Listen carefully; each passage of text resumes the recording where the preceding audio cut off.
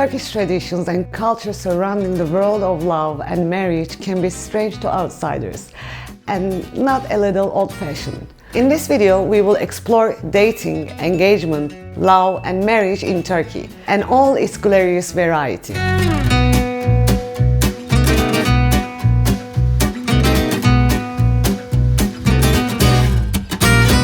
In larger cities, dating is more relaxed, but in Turkey's more rural communities, the old traditions still live on. In general, even larger, less conservative cities, dating is a serious enterprise and there isn't a lot of casual dating going on. Oddly, an I love you come quite early on, and it's followed by romantic gestures to prove the strength of love. That could be flowers, gifts, or big romantic gestures.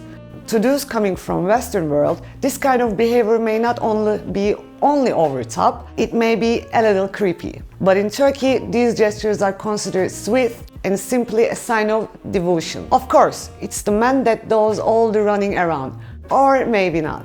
However, society is changing. And as Turkey grows into 21st century, traditions are changing, with women shifting from passive to active role, including the realm of courtship. Despite recent changes, Turkish dating culture remains conservative, especially outside of the larger cities. There is no living together before marriage and sex before marriage simply isn't discussed. However, one aspect of modern dating has taken off Turkey: online dating. It's rare to find a singleton in the city who is not swiping away on Tinder or spending their free time pursuing dating sites. Engagement in Turkey.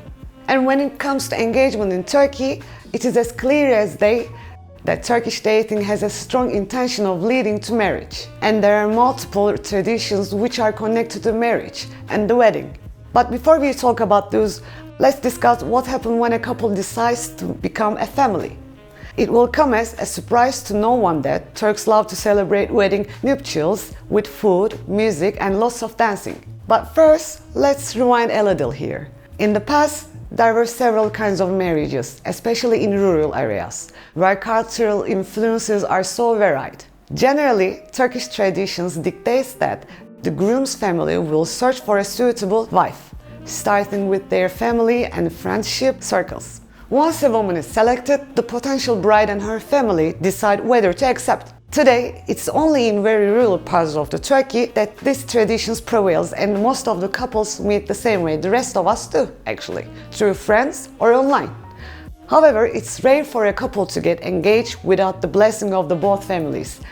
First of all, the man has the responsibility to ask his girlfriend's parents for blessing. The family has a discussion and decides if the guy is worthy of their beautiful daughter. While a man is asking for a woman's hand, she is cooking a traditional cup of coffee. We call it Turkish coffee, as most of you know. It's a tradition in the Turkey that the bride adds salt to the groom's coffee, and the groom must bear the taste and drink it full. And this is an expression of the extent of his love and the appreciation of the bride. After a coffee with salt, which expresses the groom's willingness to endure whatever comes out of his future bride, the groom offers a simple gift to the bride, like roses, and a simple ring is brought for the purpose of engagement.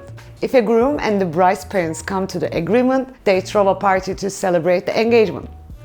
Getting married in Turkey. In Turkey, you must be married in legal civil ceremony.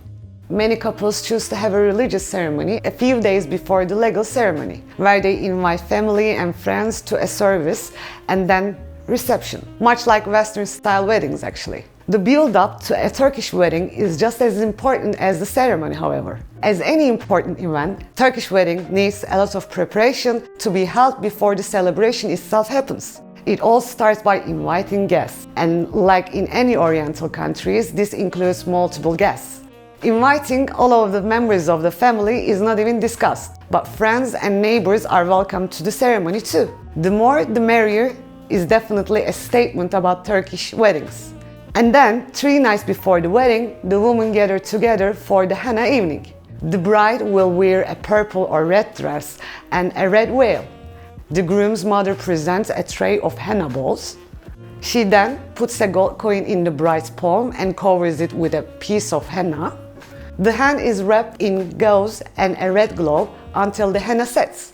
While they await, the woman sings some songs, some sad as the bride will be leaving home, and some upbeat celebrating the couple's love. 2 nights before the wedding, there is often a wedding party held in the bride's Turkish home. Especially it occurs when the couple are from 2 different villages or region of the Turkey.